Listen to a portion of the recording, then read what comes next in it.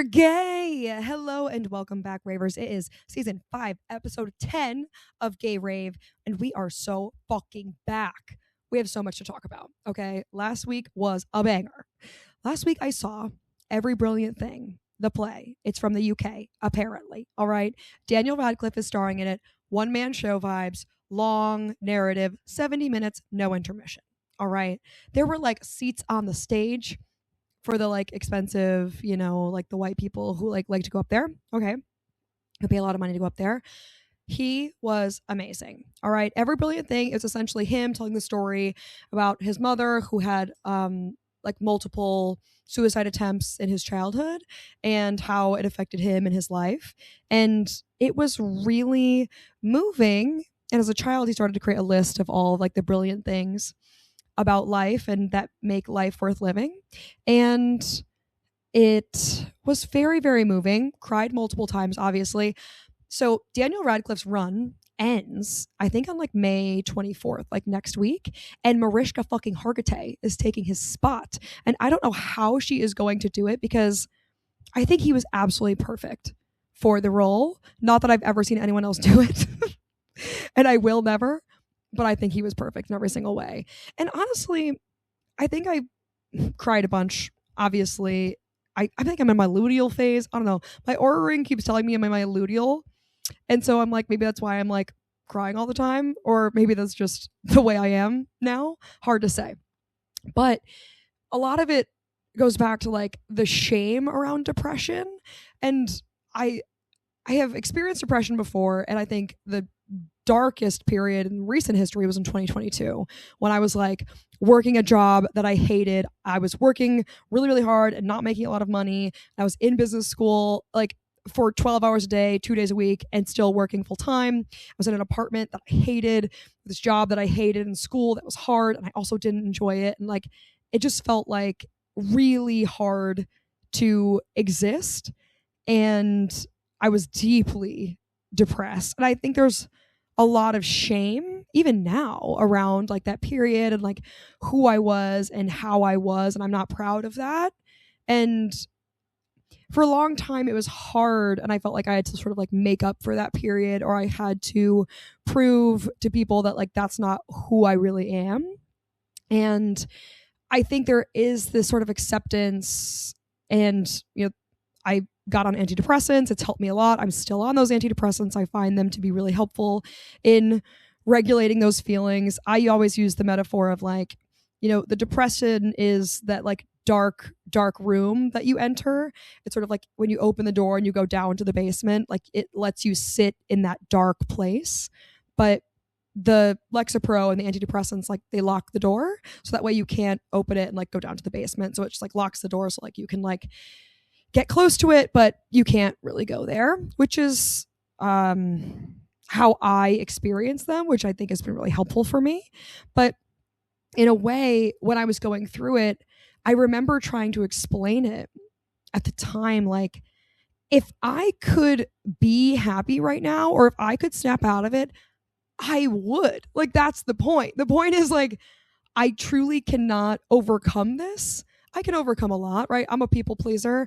I'm a person who wants to make other people happy at all times. And when you are experiencing depression in a lot of ways, like, you just don't have the power to do it. Like, you don't have it's not even about like the fortitude or resilience. Like, and I used to say, like, if I could even pretend to be happy right now, I would.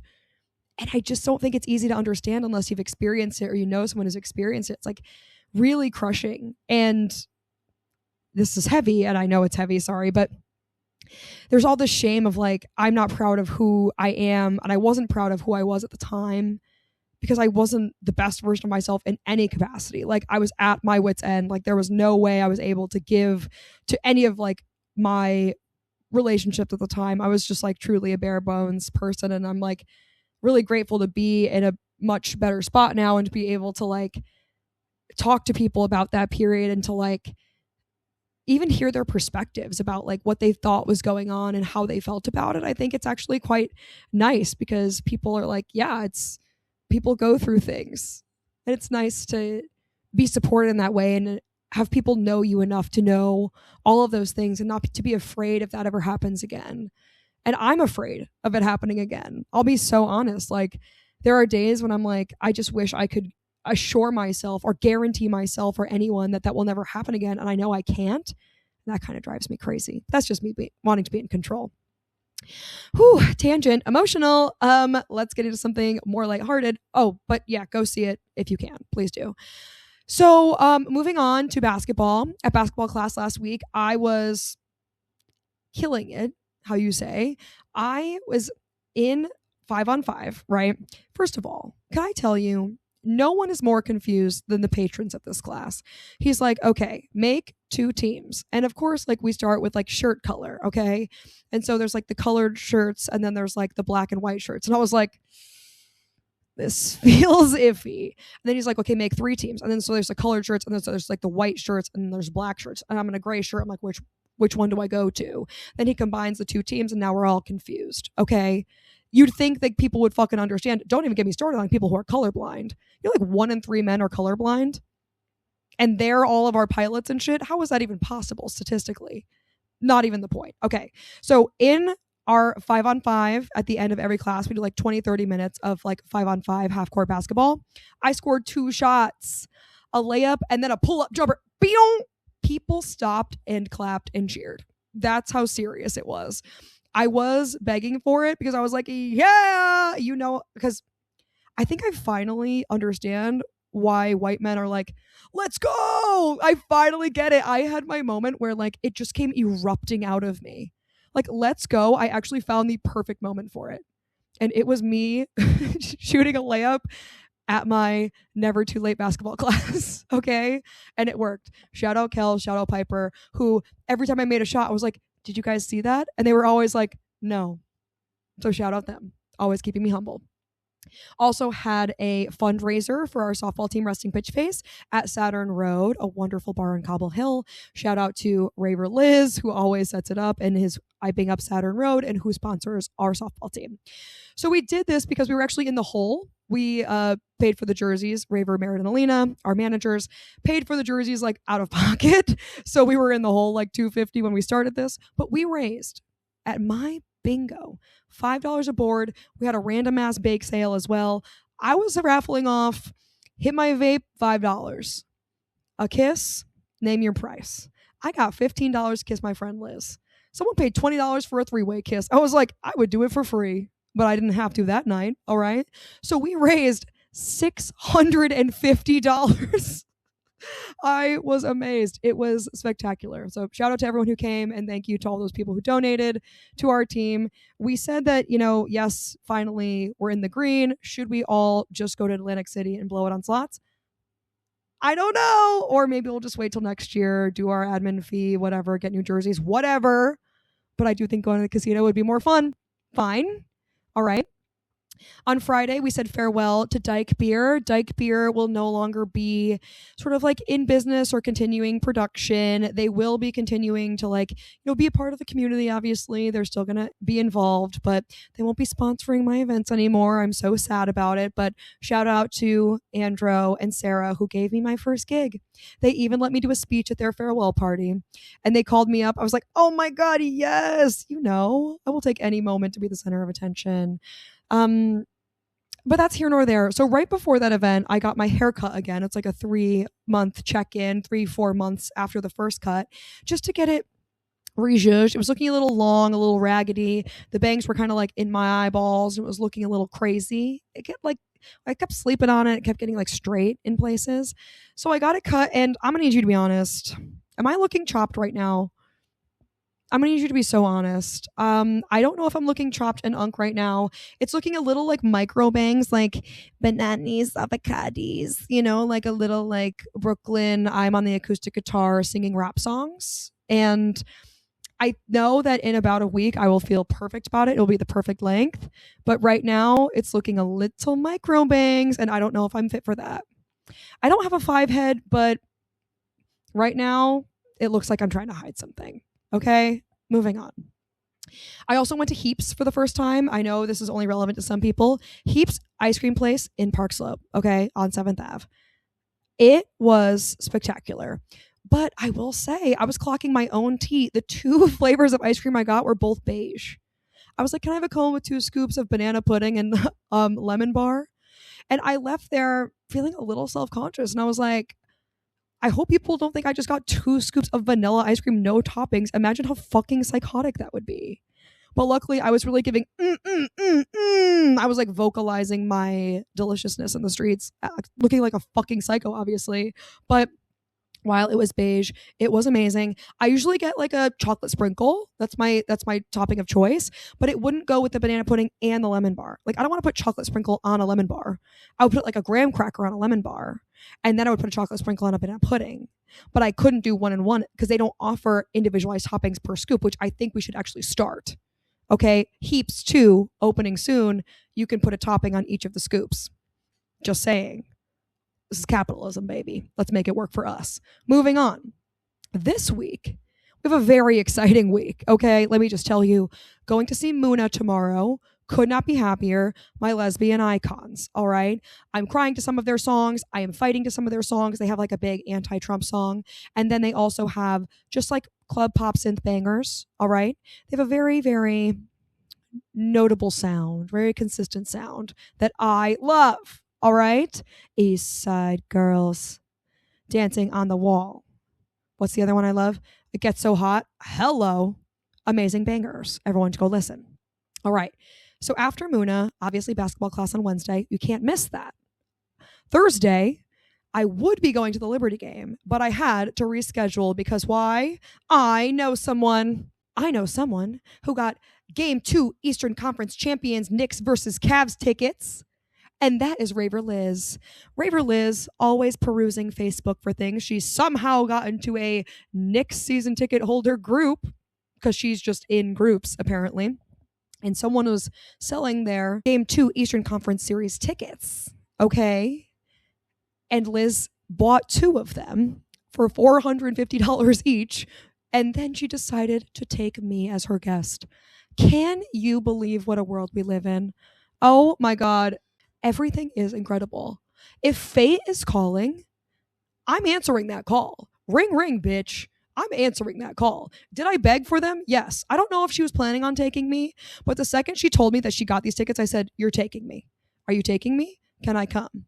And I would like to think that she already had me in mind because I am a really good +1, a wonderful time. We are close friends now. I'm always picking up her calls at 7:30 in the morning. So I have deserved this and I earned this in a way, all right? Through time. Consistency, energy, all right? But she is taking me, but we didn't know, obviously, when the game would be until the series wrapped up between the Cavs and the Pistons, okay? It went to Game 7, obviously, because we're pretty sure that the NBA is rigged, and of course they're going to make it go to Game 7 to maximize their earning potential. Remember what I said about capitalism before, okay? So do I believe that it's rigged? Yes. Was it rigged in my favor? Also, yes. Am I fine with it? Also, yes. Yes, times 3. Yeah, times 3. Not to quote Chris Brown right now, but he did have a song of that name. All right, moving on. So, the Cavs and the Pistons. If the Pistons won, they were the 1 seed, all right? That would mean the Pistons had home court advantage. So, the first 1 and 2 games would be in Detroit. And then games 3 and 4 would be in New York. That being said, the Cavs won the lower seed, and therefore the Knicks are the higher seed. So games 1 and 2 are in New York. Game 1 is Tuesday. Game 2 is Thursday. If the Pistons had won on Friday, that would mean that they would have won the series, right? The series would have been 4-2, right? Because the series was 3-2 Pistons. And then when they played on Friday, the Cavs tied it at 3-3. And then on Sunday, they played again, and the Cavs won 4-3. Okay, yes, that's correct. All right. So if the Pistons had won on Friday, that would mean that there was no Game 7, and that would mean that Game 1 was going to be on Sunday, and Game 2 was going to be on Tuesday. Remember, I'm going to Muna on Tuesday, so if the game was on Tuesday, Liz would not be taking me because I would be going to a different show. Also that I paid too much money for. But now I get to go to both. Can you believe how amazing life is? So Liz used Facebook to find these fucking tickets, which is amazing. I am so excited. I'm her beneficiary. Thank you so much, Liz, for taking me with you. This is going to be absolutely iconic. I'm going to be dripped out. But I don't have a lot of good Knicks merch. Like I have Knicks like t-shirts. I have like Mets jerseys, Liberty jerseys. Like I even have a fucking Rangers jersey, but I don't have a Knicks jersey. I have a Knicks t-shirt. Do I want to be wearing a cotton t-shirt to game 2 of the Eastern Finals? Absolutely not. I would like to be wearing silk. I would like to be wearing satin. I would like to be wearing velvet. I am going to be wearing something luxurious, and I do not know what it is yet, but I'm going to find out. So I asked my friends, I'm asking around. I'm like, hello, I'm trying to get people to go on Buy Nothing or some Facebook groups to see if anyone is selling any Knicks merch. Because now that the Knicks are in the Eastern Conference Finals, people are obviously going to be giving up their Knicks paraphernalia for me. Wrong again. Apparently there's nothing there. Everyone's like, no, I'm not checking. No one's doing that. I said, just check. How hard is it? A lot's going on the Facebook. Buy Nothing, buy something, buy this place, buy Park Slope. There's a group for everyone. I don't have a Facebook anymore, so I can't do this myself. I need the help of my friends. But I guess I've been tapped out on help. All right. You can get a lot of shit and Buy Nothing. One time, my mother's always on these shit too. Like she's really a Facebook fiend. One time she was on Facebook and she saw some like AI that Diana Taurasi had a brain tumor. Not true, obviously. Thank God she vetted it with me before like reposting. But one time my mother went to a CVS, okay, our local CVS, and she was getting cash out of the ATM. She put her card in, she put her PIN in, she got the cash out, she took her card out. She forgot to take the cash. She left the CVS, all right? And then she gets in her car, she drives home. She remembers, so she goes back to the CVS to see if her cash is still there. It's gone. Someone stole it from the ATM. She's devastated, she's upset, she's huffing and puffing. What does she do? She posts on Facebook. I think she posted in a Buy Nothing group actually, and she said, I think it was like Buy Nothing, where we're from, right? And she was like, this is not the holiday spirit. Someone stole my cash, my $20 from the CVS ATM at this day and this time, and that is not very in the holiday spirit. So I'm just saying, if you have it and you want to give it back, it's me. It's mine. All right. And I love this. It's petty and it is iconic. Little do we know, she gets a message from someone who said, it was me. I stole your money. And I wasn't going to say anything, but my daughter encouraged me to. My daughter saw it happen. She saw your post and she feels bad and she encouraged me to reach out to you. So I will happily give you your money back. And my mom was like, trying not to be a bitch, to be like, why the fuck would you steal my money? She was like, thank you. Thank you. So what do? She goes to a local CVS parking lot, once again, makes her drive back and meet her there. And they exchange the $20 in the parking lot. And I don't think my mom said anything bitchy. Very proud of her. But I will say, there's a lot you can do with a Buy Nothing group. And I do think they get politicized, but in this moment, we were all winners. Through guilting people during the Christmas season. That's what it's about, people. And that's the power of Buy Nothing. Moving on, current events. I don't have too many, and these aren't particularly gay, but I just want to highlight how bad men are flopping right now. Okay, so first of all, men are in their flop era for this reason. Drake released 3 albums last week. 3. Different albums, different names, different songs. Fucking crazy. Too much, if you ask me. All right. And flops McGee, obviously. I am still pro Kendrick. I don't think we're all past the whole like, why are you flirting with minors situation. I don't think like societally we're there, but apparently we are, because dudes love Drake. Like men love this shit. Why? Because Drake is like, fuck women, you know, they're like never loyal. Never loyal, sir, please. You used to be crying on tracks, and now look at you. Flop. So he released these 3 albums. I'm pretty sure none of them got over a 5 on Pitchfork, I'm pretty sure, which to be expected. Also, Chris Brown's new album got like a 1.2 on Pitchfork. Absolutely amazing. For whoever listens to that, I'm so sorry. This is not so much as a flop, but just as a sad. Stephen Colbert's show is ending. Kind of a bummer. Stephen Colbert's show is ending, and it's being taken over by that man. What's his name? Byron Allen, who apparently has been a late night comedian for years. I had no idea. But yeah, he bought BuzzFeed, and he's also taking over the Colbert Late Show spot. So that's exciting, I guess, but still flop, if you ask me. People who are not flopping, women. Example, Shakira was acquitted of tax fraud. Congrats to Shakira. All right, moving on. Rave review for today is going to have to be about everyone hating AI. It makes me so happy that like culturally we're all sort of like, this shit is crazy and it is everywhere and now I'm annoyed by it. Okay, that makes me happy. Guillermo del Toro got a standing ovation at Cannes when he was like, AI is, if you're using AI to write your scripts, you're just being lazy. Or like if your instinct is to use AI to replace real people, that's just not a future I want to be a part of. Standing ovation.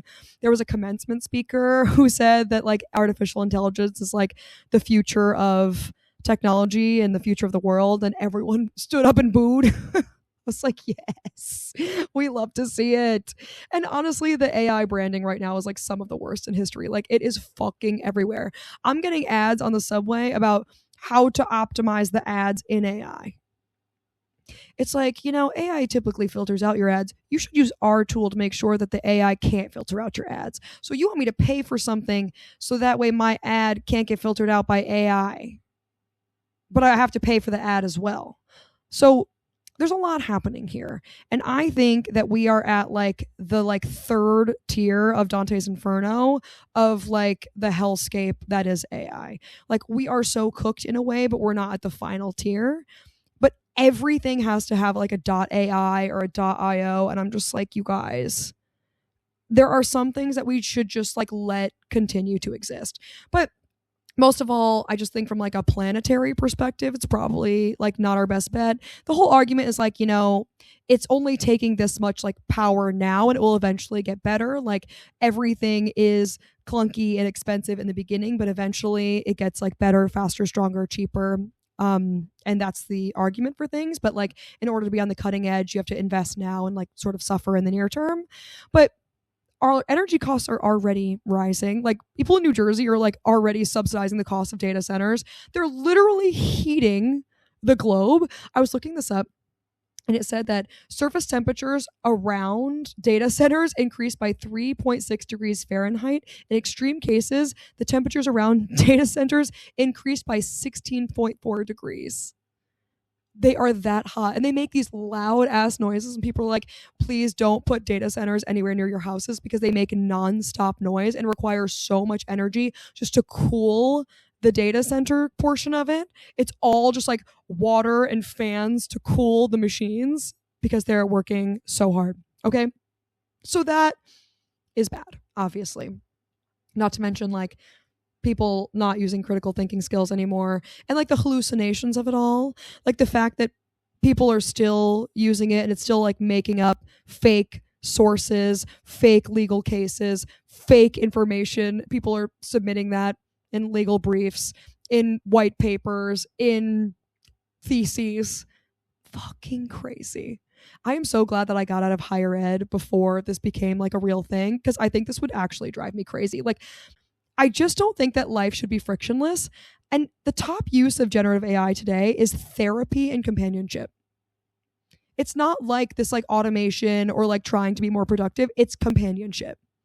And I do think that, yeah, like if you want to help me write my email, that's one thing. If you want to like make sure that like my marketing emails go in the trash, that's fine. But I don't think that we should be replacing like human relationships and the complexity of those things and the difficulty of those things with computers. Crazy thought. And like the character AI and kids being able to use these like character AIs and people replacing relationships and people having relationships with these bots who are essentially just like yes people who are obsessed with them, who like live for their existence just to receive attention and to have a relationship without challenge. I just think that's like losing the spice of life. All right. And relationships are supposed to be complicated and hard. And we're all supposed to be living this human experience that is like, has challenges to it that we have to navigate that are supposed to make us more thoughtful or more resilient people and develop a spectrum of emotions and feelings and feel those things. Okay. And, technology has done great things. Credit cards, Ubers, air fryer, obviously. But I just think that we're reaching the point where we're trying to automate or generate things that should actually be formative parts of the human experience. Like, I don't think that putting my marketing emails from Hilton in the trash of my email is helping me as a person, but I do think like solving math problems and learning critical thinkings and having challenging relationships and working through those things with other human beings is a part of the human experience. So like there's a line there. I think that AI can be helpful in certain circumstances, so I'm not trying to say, like let's turn the clock back and lose the race or whatever, but I think that the fact that people are using it as a full-time companion, like leaving their partners, having relationships with these things to replace actual human relationships and like the depth of things that come with those in friendships, that's probably not amazing. All right. But it makes me happy when everyone rises up in big boos, 2 thumbs down to AI. Okay, moving on. Grave review, it's one, and it's dirty soda. Okay, I haven't tried it, so I'm obviously going to be talking shit about it. If I tried it and I loved it, I would obviously change my opinion, because if I liked it, I wouldn't be talking shit about it. But since I haven't yet, let me talk my shit. Dirty soda is just pilk, which is Pepsi milk. Do you remember in 2022, they did an ad with Lindsay Lohan where she like made pilk? She did like a dirty soda and everyone was roasting her for it and it became a meme. And honestly, this like Dunkin' creations, like Dunkin' has dirty soda now, and one of them was like a coconut cream soda, and I was like, that is very Malibu coated. And I do not need to be tasting anything that tastes like Malibu. I have history. And that's really going to make me want to vomit, okay?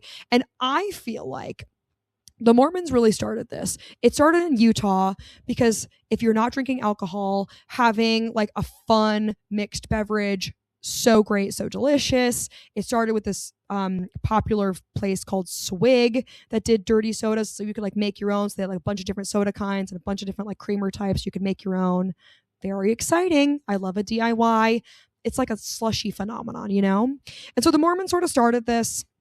Don't get me started on how all of culture is moving towards like trad wife, Mormonism, sending women back centuries. Don't get me started. But what I am saying is that we are just doing this to honor our brethren who might not have drunk alcohol. They found this amazing recipe of pilk, aka Pepsi milk, and now we all have to like it. And I have not tried it. I heard good things from Virginia and Ginge. Listen, I believe them. I trust my girls. But what I feel is we're just circumventing float culture. Why don't we just go back to our roots and do a fucking root beer float like our ancestors wanted? I don't understand why we have to do the creamer/milk in our soda. Why can't we just put ice cream in it?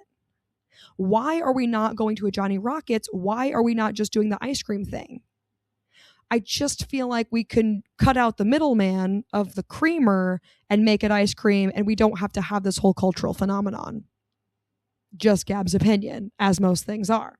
Can I say something? For this week is going to be a confession, and it is that I have entered the Grogu and Mandalorian TikTok, and I am now obsessed with Baby Yoda, and I know I'm years behind, but that little green goblin is so fucking cute.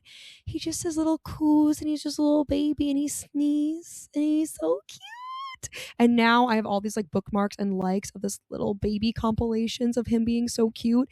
And now my fucking TikTok algorithm is totally fucked up and I just can't get enough of it. I really can't. And I don't really care about the plot. I have no interest. And I am a Star Wars baddie. Like, I grew up watching it and I have been very interested, and I lost the plot and I haven't been paying attention because all of it went to Disney Plus and I don't have a login. But nonetheless, that Baby Yoda, they have done the perfect thing. They have created the perfect being. And it is a little robot. Like, it's not CGI. It's a full-on little robot. So, like, they have him like walk the red carpet and he's like doing interviews with Pedro Pascal and he's just being so cute. They put a little friendship bracelet on him in one of these interviews and he was just like, eh. And I cannot deal with this. And remember, I'm in my luteal. Okay, I'm feeling crazy. But when I'm out of my luteal and I get my period and I come back to my senses, smack me in the face, I'm going to have to deal with this. I'm going to be faced with my algorithm. I'm going to fix that shit. I'm going to watch America's Home Videos again, like funny people tripping, for days to get back to my usual algorithm. Okay? And those are the plights of our current society. Okay, moving on. I am sorry. And my I'm sorry is for everyone who's ever lived with me or been around me long enough to know about my spray butter obsession. I have been a long time purchaser of the I can't believe it's not butter product spray butter, which is just butter flavored water that you pay $7 for at the store. Today, I was in the grocery store and I was in the aisle with the butter and the milk and the cheese, and some little girl was talking to her mom like, they make spray butter? What uses that? And I was lingering behind them waiting to pick up the spray butter, and I left the aisle and I went to go look at chips until she left because I didn't want her to see, because there was a little bit of shame there. I'm not gonna lie. I do think objectively it might seem weird, but I come from a family where my mother used to spray it into her mouth or open the top and pour it into her mouth. Okay, I come from a spray butter family. All right, and I don't think that the extensive use of spray butter ended my last relationship, but I don't think it helped. I'm gonna be honest. I think it's a fucking weird thing. Like, I'll eat cauliflower rice and I'm just going to town with spray butter. Like, I can't eat it without it. There's some things that are just perfect for the spray butter as the vehicle. Toast? Oh, are you taking out a knife? Are you dirtying a knife? I'm not. I have a perfect spray bottle filled with butter flavored water. I don't put it in my mouth. I don't do all like that. I mean, when I was a child, I used to eat sticks of butter, so it wouldn't be like out of my range, okay? But yeah, I am sorry to anyone who I've harmed with my interest in spray butter. I do think that it's actually quite healthy and economical because I can use it on many, many things and many recipes, but mostly these days it's just cauliflower rice and toast. But I don't regret it. Every $7 bottle. And every time I go through it, I'm like, I don't think I'll need it anymore. Another use comes up. I'm sorry, you guys. I am sorry. But I don't feel proud per se. I do feel a little bit of shame, but not enough to stop doing it. You know? Like, I'm not going to like go like spread butter on a piece of toast in the comfort of my own home. Why would I do that? So I am sorry, but I think you should try it because I think your world would be changed. It tastes like butter and it tastes good and it's salty and it's good, okay? And I'm sick of it. And I'm done talking about this now, probably forever. And I might have to cut this out because maybe I don't want to talk about it in front of you. I already did 10 minutes up front about my depression. So this is a nice respite from the reality and the horrors of life, okay? Moving on. Songs of the week. I have been obsessed with Maybe This Time by Liza Minnelli from Cabaret. Oh my God, it's so fucking good. And she is so raw. She goes, maybe this time I'll be lucky. Oh my God, the song is just about how she's with this guy and she's like, I've never had luck in relationships, right? I've never been a lucky person, but I think maybe this time, this is my shot. I'm not going to scare this person away. Oh, God, it's so good. I need you to listen to it. Song of the week. It's on the playlist. Make sure you listen. And Drop Dead by Olivia Rodrigo. Big on like TikTok, Instagram Reels right now. If you're a big Instagram Reels head, you're going to want to get into that. One night I was bored in bed and stalked you on the internet. Okay, good song. And relatable. Am I right? Olivia Rodrigo, talk your shit, say what you will, but she is really speaking some truth. She's spitting. I don't know. And I know that she is like probably 25 years old and all her fans are probably 12, but she got a fan here. Me and my gay best friend Adam at volunteering, we talk about her sometimes. And we were like, she was kind of eating with Love is Embarrassing. And he was like, yeah, like Guts was pretty good. It's like we were like revealing like a secret to each other. We're like, yeah, I listen. All American Bitch was a really good opener. Like we were both like, maybe we do know more than we thought. Making the Bed? Lacey? I don't want to talk about it. I've already said too much. Okay, let's go back to spray butter. Spray butter. Remember? It's weird. Remember? I'm crazy. That's all for this week. I revealed so much about myself. You know so much about me. Say something about you. say something about you. How's your day? Good? Cool. Let's meet again next week, shall we? This has been an absolute pleasure. I have missed you so much. I can't wait to see you again next week to tell you about Muna and the Knicks game and Abby's birthday and the Liberty and all the amazing things that have happened or will happen between now and then. Okay? Memorial Day. So make sure to realize and to enjoy the time off. Maybe you get a long weekend. Maybe you get to enjoy it. I hope the weather stays nice so that we can at least do fucking something enjoyable because it's supposed to be 80 degrees tomorrow and then this weekend, cold, rain. But that's not going to happen for me because I am manifesting good luck only. Listen, Knicks tickets, going to go on buy nothing and then we'll see. Knicks jersey, someone giving it away for free.